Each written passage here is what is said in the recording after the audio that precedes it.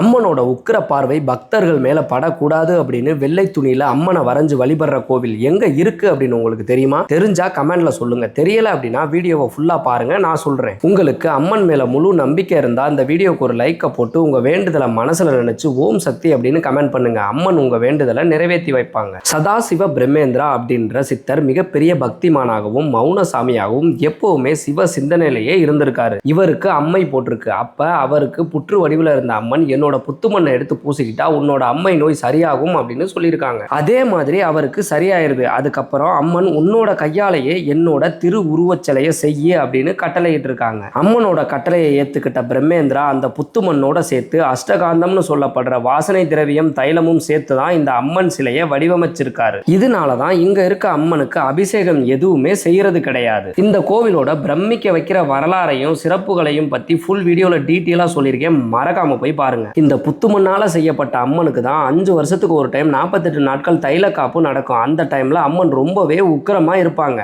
அந்த டைம்ல தான் அம்மனோட உருவத்தை வெள்ளை துணியில வரைஞ்சு அதுக்கு பூஜைகள் நடத்துறாங்க. இந்த சக்தி வாய்ந்த தெய்வம் யாரு அப்படின்னு கேட்டீங்கன்னா தஞ்சை காவல் தெய்வமான புன்னைநல்லூர் மாரியம்மன்.